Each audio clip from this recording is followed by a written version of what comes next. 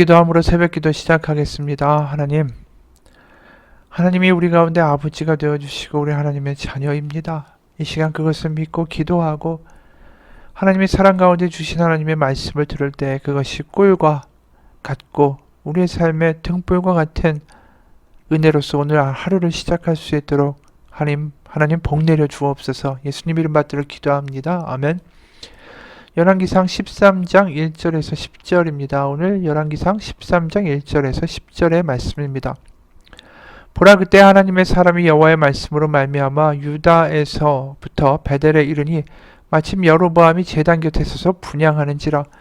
하나님의 사람이 제단을 향하여 여호와의 말씀으로 외쳐 이르되, 제단아 제단아, 여호와께서 이와 같이 말씀하시기를 다윗의 집에 요시아라 이름하는 아들을 낳으리니 그가 내 위에 분향하는 산당 제사장을 네 위에서 제물로 바칠 것이요 또 사람의 뼈를 내 위에서 살으리라 하셨느니라 하고, 그날에 그가 징조를 들어 이르되, 이는 여호와께서 말씀하신 징조라. 제단이 갈라지며 그 위에 있는 재가 쏟아지리라 하매, 여로보암 왕이 하나님의 사람이 베델에 있는 제단을 향하여 외쳐 말함을 들을 때에 제단에서 손을 펴며 그를 잡으라 하더라.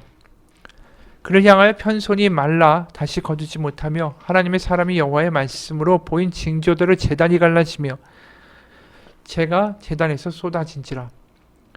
왕이 하나님의 사람에게 말하여 이르되, 청하건대 너는 나를 위하여 네 하나님 여호와께 은혜를 구하여 내 손이 다시 성하게 기도하라. 하나님의 사람이 여호와께 은혜를 구하니 왕의 손이 다시 성하여 전과 같이 되니라. 왕이 하나님의 사람에게 이르되, 나와 함께 집에 가서 쉬라. 내가 너에게 예물을 주리라. 하나님의 사람이 왕께 대답하되, 왕께서 왕의 집 절반을 내게 준다 할지라도 나는 왕과 함께 들어가지도 아니하고 이곳에서는 떡도 먹지 아니하고 물도 마시지 아니하리니 이는 곧 여호와의 말씀이 내게 명령하여 이르시기를 떡도 먹지 말며 물도 마시지 말고 왔던 길로 되돌아가지 말라 하셨음이니라 하고, 이에 다른 길로 가고 자기가 베델에 오던 길로 되돌아가지도 아니하니라. 아멘. 여로보암이 이러한 짓을 벌이는 것을 하나님이 도저히 묵과하실 수가 없는 거죠. 바로 500년 전에 끔찍한 출애굽의 악몽이, 그리고 이 가나안 땅이 애굽처럼 변화되는 끔찍한 일이 벌어지고 있기 때문입니다. 그래서 유다 지파의 한 사람을 하나님이 택하셔서 여로보암에게 보내시죠. 그리고 이렇게 저주를 선포합니다. 2절 3절 세 번역이에요. 제단아 제단아, 나 주가 말한다. 다윗의 가문에서 한 아들이 태어난다. 그의 이름은 요시야다. 그가 너의 위에 분향하는 산당의 제사장들을 너의 위에서 죽여서 제물로 바칠 것이며 또 그가 너의 위에서 그 제사장들의 뼈를 태울 것이다. 바로 그때에 그는 한 가지 징표를 제시하며 이렇게 말하였다. 이것은 나 주가 말한 징표다. 이 제단이 갈라지고 그 위에 있는 재가 쏟아질 것이다. 앞으로 일어날 요시야 남유다의 왕, 그가 분명히 이 일을 행하죠. 나중에 그가 그렇게 될 것이고 망하게 될 것이다라는 강력한 저주의 이 선포를 하니까 여로보암이 듣고 참을 수가 없죠. 그를 잡으라, 잡아서 죽이라는 거죠. 그런데 여로보암의 그 편팔이 마비가 됩니다. 그리고 제단이 정말로 쪼개지고 재가 쏟아지고 여로보암이 겁이 나죠. 그래서 6절에 이렇게 간청합니다. 제발 그대의 주 하나님께 은총을 빌어서 내 손이 회복되도록 기도해 주시오. 그리고 회복이 됩니다. 그리고 그를 궁으로 초대하죠. 근데 그 하나님의 사람은 8절과 9절에 이렇게 말합니다. 비록 임금님께서 저에게 왕실 재산의 절반을 주신다 해도 나는 임금님과 함께 갈 수 없습니다. 이곳에서는 밥도 먹지 않겠으며 물도 마시지 않겠습니다. 주님께서 나에게 명하시기를 밥도 먹지 말고 물도 마시지 말고 온 길로 되돌아가지도 말라고 하셨습니다. 이게 얼마나 끔찍한 이야기예요. 하나님이 거의 상정도 하지 않을 것이다. 이 남처럼 대하시는 거죠. 그런데 여기서 이제 사건이 끝나는 게 아니에요. 사실은 우리가 주말에 보게 되는 그 본문을 보게 되면 이 사람이 그리고 이제 돌아가다가 어떤 일이 벌어지냐면 베델에 살고 있는 한 늙은 선지자가 그를 쫓아가서 그를 잡습니다. 그리고 거짓말로 자신의 집으로 불러서 먹고 마시게 하죠. 근데 무슨 거짓말을 하냐면 우리가 3장 18절에 보면 이런 말씀을 해요.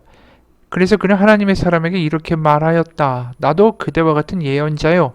주님께서 천사를 보내셔서 나에게 말씀하시기를 그대를 내 집으로 데리고 가서 밥도 대접하고 마실 물도 대접하라고 하셨소. 그런데 그것은 거짓말이었다. 그 거짓말에 속아서 이 하나님의 사람이 가죠. 그런데 문제가 터져요. 같이 밥을 먹는데 20절에 주님의 말씀이 하나님의 사람을 데려온 그 예언자에게 내렸다. 이 늙은 예언자에게 내린 거죠. 그러면서 이 여로보암에게 저주를 선포했던 그 하나님의 사람에게 이렇게 하나님이 말씀하시는 거예요. 이 늙은 선지자를 통해서 주님께서 말씀하십니다. 당신은 주님의 말씀을 어기고 21절에요. 당신 주 하나님께서 당신에게 명령하신 말씀하신 명령을 지키지 않았습니다. 당신은 주님께서 밥도 먹지 말고 물도 마시지 말라고 말씀하신 곳에서 밥도 먹고 물도 마셨습니다. 그러므로 당신의 죽음은 당신 조상의 무덤에 묻히지 못할 것입니다. 이런 끔찍한 저주의 말을 듣고 하나님의 사람이라고 불리는 사람이 엉뚱하게 사자밥이 되어버리는 결말에 이르게 된다라는 거죠. 그러니까 사실 오늘 우리가 읽은 이 본문뿐이 아니라 이 본문 전체를 13장을 봐야 되는 것입니다. 하나님의 사람이 어떻게 보면 굉장히 억울하죠. 이 사람 하나도 잘못한 거 없는 것처럼 보이지 않습니까? 하나님의 말씀을 선포하겠다. 여로보암이 자기를 죽일 수도 있는데 목숨을 걸고 그 앞에서 너무나도 당당하게 하나님의 말씀, 그 저주와 경고의 말씀을 쏟아놨어요. 그러니까 하나님의 역사가 눈앞에서 벌어지죠. 그리고 또 왕의 팔이 굳었는데 하나님께 기도하니까 팔이 낫고 제단이 무너지고 막 재가 터져 나오고 하나님의 역사를 본 거죠. 대단한 일을 한 거예요. 목숨을 걸고 믿음으로 한 거죠. 근데 이 사람이 거짓말에 속아서 그것도 예언자라고 하는 같은 예언자라고 하는 사람한테 넘어가서 그 거짓말 때문에 사자밥이 되어 죽었더라. 이게 너무 엉뚱하고 충격적인 거죠. 이 사람이 하나님을 잘 믿는 사람인데 이 결말이 이렇게 돼버렸다라는 게 우리에겐 굉장히 충격적인 이야기가 될 수밖에 없는 거죠. 그가 의도적으로 실수를 한 것도 아니고 늙은 선지자가 거짓말을 했기 때문에 끌려간 거 아닙니까? 그런데 하나님은 어떻게 보면 매정하게 그를 사자밥이 되도록 하셨어요. 왜 이런 일이 벌어졌을까요? 우리가 가만히 생각해 보면 이 하나님의 사람이 놀라운 기적을 경험하지 않았습니까? 여로보암의 왕의 팔이 났고 그 다음에 제단이 붕괴되고 하나님의 놀라운 능력을 경험하고 엄청난 감동을 받고 하나님의 살아계심으로 흥분하면서 이제 그가 돌아갔겠죠.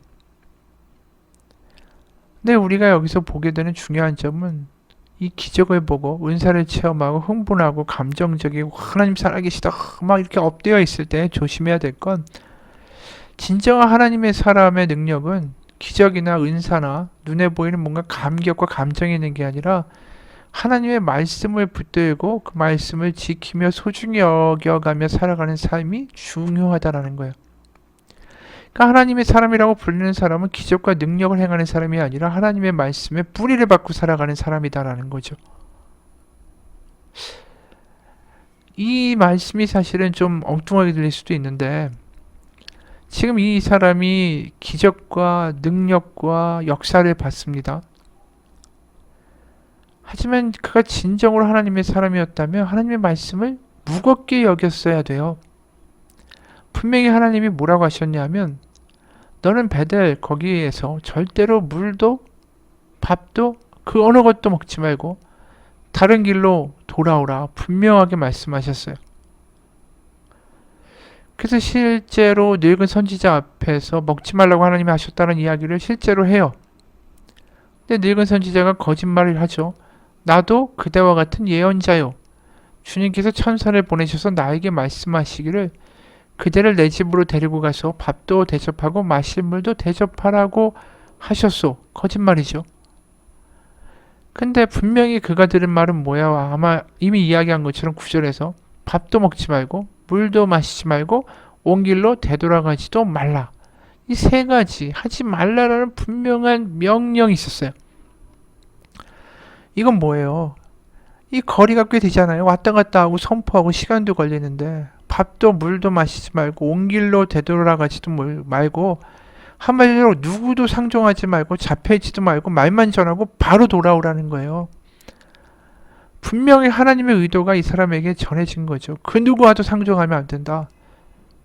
너는 바로 하나님의 일을 하고 그대로 돌아와야만 한다. 근데 이 늙은 예언자가 나도 선지자요. 천사가 나타나서 말을 하나님이 바꿔주셨어. 정반대 이야기를 하는 거예요. 분명히 하나님이 자신에게 주신 말씀의 뜻은 뭡니까? 베델을 속히 떠나라. 거기에 지체하지 말라. 그런데 이 늙은 선지자의 말에 홀라당 넘어갔다라는 이야기는 그가 하나님이 뭘 의도하셨는가에 대해서 깊이 묵상하고 그 말씀이 자기를 사로잡고 있지 못하다라는 것을 보여주는 거예요. 하나님의 이 시급한 말, 밥도 물도 먹지 말고 선포만 하고 바로 돌아오라. 이게 자신한테 너무나도 확실하게 각인되어 있고 자신이 그 말씀에 완전히 휘어잡혀 살았다면 그는 절대로 이 늙은 선지자의 거짓말에 넘어가지 않았을 거예요. 어떻게 보면 그가 선포할 때 제단이 깨어지고 여로보암의 팔마저 굳었다가 풀어지는 것을 보면서 이야, 하나님이 나를 통해 역사하신다. 또 게다가 이 늙은 선지자의 말이 굉장히 유혹적인 게 당신을 위해서 하나님이 천사까지 보내셔서 먹이라고 말씀하셨어. 그 이야기가 어떻게 들렸어? 그래, 나 하나님이 이렇게 위대한 일이고 대단한 일을 하니까 하나님이 나를 중요하게 생각하시는구나. 그래, 나는 중요한 사람이다. 이런 생각 갖지 않았을까요? 사실 기적은 그 사람이 이룬 게 아니죠. 하나님이 하신 것이죠. 하나님의 능력과 기적이 일어날 때 가장 조심해야 되는 게 뭐냐 하면 그 모든 근거가 자신에게 있는 게 아니라 하나님이 하셨다라는 거예요. 그래서 항상 하나님의 그 은사가 드러나고 능력이 드러나고 기적이 드러날 때는 이 감정적으로 자꾸만 고양되고 내가 뭔가 된 것 같은 생각에 빠져서는 안 되고 중요한 건 다시 하나님의 말씀으로 가야 되는 거죠. 이 사람이 막 흥분되고 억양이 고양된 상황에서 하나님의 말씀, 넌 급히 돌아와라. 아무도 대면하지 말고 밥도 물도 먹지 말고 바로 돌아와야 돼. 이 말씀이 자신을 사로잡고 있었다면 그는 절대로 이 늙은 선지자의 꼬임에 넘어가지 않았을 거예요. 감정적으로 흥분돼 있다라는 거죠. 내가 뭔가 한 것 같고 내가 뭔가 된 것 같고 천사까지 보내셔서 하나님 먹이시는군. 중요한 건 말씀에 사로잡혀 살아가야 되는 게 훨씬 더 중요한 거예요. 기적을 체험하든 뭔가 놀라운 은사와 감격을 체험하든 간에 말씀이 중요하다는 거죠. 이 감정만, 기적만 앞서는 신앙은 결국 무너집니다. 결국은 이 이성과 말씀과 이 분별이 같이 가야 되는 거예요. 그렇지 않으면 결국 무너진다라는 거 오늘 분명히 보여주죠. 하나님의 사람이라고 불리우는 사람이. 그러니까 고린도전서 봐도 14장에 고린도 교회가 이런 모습이 있었죠. 고린도전서 14장 공동번역으로 14절에서 16절까지 봅니다. 공동번역이에요. 만일 내가 방언으로 기도한다면 기도하는 것은 내 심령뿐이고 내 이성은 작동하지 않습니다. 그러면 어떻게 하는 게 좋겠습니까? 나는 심령으로 기도하는 동시에 이성으로도 기도하겠습니다. 나는 심령으로 찬미의 노래를 부르는 동시에 이성으로도 찬미의 노래를 부르겠습니다. 만약 어떤 분이 심령으로만 감사의 기도를 드린다면, 그 방언으로 기도한다면 그 집회에 참석한 보통 교인들은 당신이 말하는 것을 알아듣지 못할 터이니 어떻게 그 감사의 기도 끝에 아멘이라고 응답할 수 있겠습니까? 그 당시에 막 은사를 경험하고 흥분하고 광분한 사람들이 많았던 거예요. 공동기도에서 방언으로 기도를 하니까 누가 그 내용을 알겠어요? 계속해서 이야기하는 거예요. 은사나 기적이나 감정으로 고양되는 게 아니라 이성으로, 말씀으로 뭔가 그 분명하게 단단한 믿음의 기초를 세우지 않으면 안 된다라는 거죠. 그 이야기는 예수님도 하셨어요. 예수님의 마태복음 7장 22절부터 26절까지 보면 마태복음 7장 22절, 26절 마태복음 7장 22절에서 26절이요. 그날에 많은 사람이 나더러 이르되 주여 주여 우리가 주의 이름으로 선지자 노릇하며 주의 이름으로 귀신을 쫓아내며 주의 이름으로 많은 권능을 행하지 아니하였나이까 하리니 대단하죠. 이 사람들도 선지자처럼 했어요. 귀신도 쫓아내고 권능을 행했어요. 근데 예수님의 반응이 23절, 그때 내가 그들에게 밝히 말하되 내가 너희를 도무지 알지 못하니 불법을 행하는 자들은 내게서 떠나가라 하리라. 이 충격적인 말씀하신 거죠. 내가 너희를 알지 못한다. 그럼 뭐가 중요하냐? 24절, 그러므로 누군지 나 이 말을 듣고 행하는 자는 그 집을 반석 위에 지은 지혜로운 사람 같으리니 비가 내리고 창수가 나고 바람이 불어 그 집에 부딪히되 무너지지 아니하나니 이는 주추를 반석 위에 놓은 까닭이요 나의 이 말을 듣고 행하지 아니하는 자는 그 집을 모래 위에 지은 어리석은 사람 같으니 비가 내리고 창수가 나고 바람이 불어 그 집에 부딪히매 무너져 그 무너짐이 심하니라. 그러니까 결국 하나님을 아는 사람은 어떤 사람입니까? 바로 24절 26절을 반복돼서 말씀하시죠. 나의 이 말을 듣고 행하는 자. 그러니까 하나님의 사람이라는 것은 하나님의 말씀에 사로잡혀야 된다라는 거예요. 계속해서. 지금 열왕기에 계속해서 나타난 모든 문제점들은 뭐예요? 하나님의 말씀에 사로잡히지 않는 거죠. 여로보암이나 다윗에게 주신 말씀의 조건이 뭐냐면 나의 말을, 나의 율법과 규례를 듣고 지켜 행하면 너희 집이 견고하리라. 그러니까 말씀을 분명히 사로잡혀서, 말씀에 사로잡혀서 삶이 되어지지 아니하면 기적과 감정과 흥분을 경험해도 다성이 없다는 거예요. 솔로몬도 마찬가지 아니에요? 부귀를 경험하고 하나님의 임재를 보고 기적과 하나님의 응답과 음성까지 들었지만 그가 말씀에 사로잡히지 아니하니까 결국 망하게 된 거죠. 여로보암도 마찬가지예요. 그리고 이 하나님의 사람도 마찬가지예요. 하나님의 말씀에 사로잡히지 않았기 때문에 3번이나 말씀하셨어요. 하지 말라, 하지 말라, 하지 말라. 이게 얼마나 강력한 이야기예요. 3번이나 하지 말라고 하셨는데 밥 먹지 마, 물도 먹지 마, 왔던 길로 되돌아가지 마. 그가 말씀에 사로잡히지 않았기 때문에 결국은 비가 오고 홍수가 나니까 모래 위에 지은 사람처럼 와르르 무너지는 역사가 일어나게 된 거죠. 여러분, 하나님의 말씀이 중요한 거예요. 이 늙은 선지자도 하나님의 말씀에 사로잡힌 사람이 아니라는 거죠. 왜냐하면 분명히 하나님의 사람이 여로보암에게 떠드는 거 들었을 거예요. 아들을 통해서. 하나님이 이 하나님의 사람에게 물도 먹지 말고 밥도 먹지 말고 베델에서 다른 길로 즉시 돌아오라. 하지 말라는 3가지 명령을 하셨다. 난 여로보암 당신과 밥을 먹지도 물을 마시지도 여기 머물지도 않겠습니다. 이걸 아들이 보고 와서 이 늙은 선지자에게 얘기했을 거 아니에요. 그럼 그 말씀이 중요하면 왜 쫓아가냐고요. 이 베델의 늙은 선지자가 그 사람을 만나서 자기 집으로 끌어오려고 거짓말까지 하잖아요. 이 사람이 선지자라고 하지만 중요한 하나님의 말씀을 무겁게 여기지 않은 거죠. 하나님의 말씀을 가볍게 여기니까 거짓말하고 그 사람 데려오는 거 아니에요? 결국 이 사람도 나중에 죽으면 그 하나님의 사람과 늙은 선지자가 결국 같은 곳에 묻히게 되는 거죠. 그 무덤은 결국 뭐예요? 하나님의 말씀을 가볍게 여겼던 사람들. 열왕기는 계속해서 그걸 강조해요. 기적이 있던, 성전을 지었던, 나라가 부귀가 있던 그 어떤 것과 상관없이 하나님의 말씀에 사로잡혀 살고 있는가? 그것이 중요하다. 그걸 강조하는 거죠.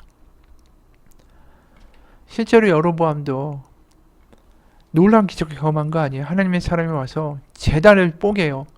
재가 터져 나와요. 자기의 손이 마비됐다가 하나님의 이름으로 기도하니까 팔이 났어요. 기적을 경험했죠.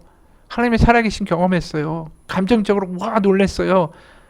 그런데 그가 어떻게 했는지 아십니까? 13장 33절.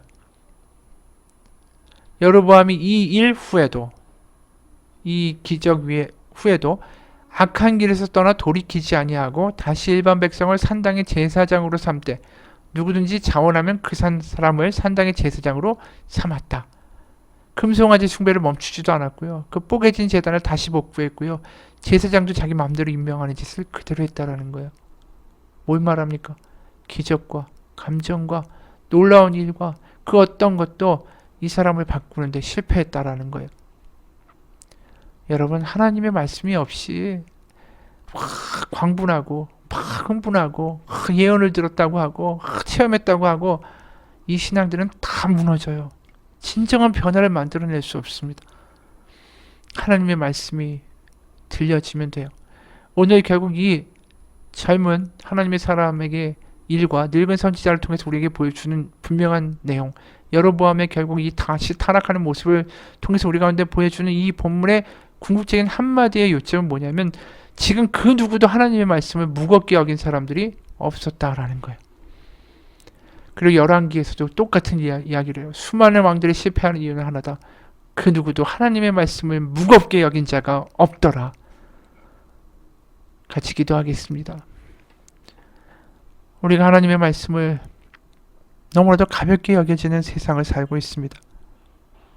하나님의 말씀을 한 귀로 듣고 한 귀로 흘려보내고 십자가조차도 너무나도 흔해 보이는 것들이 되어버렸습니다. 이 시대를 살아가면서 하나님의 말씀을 귀히 여길 줄 아는 사람들이 드물어지는 시대가 됐습니다.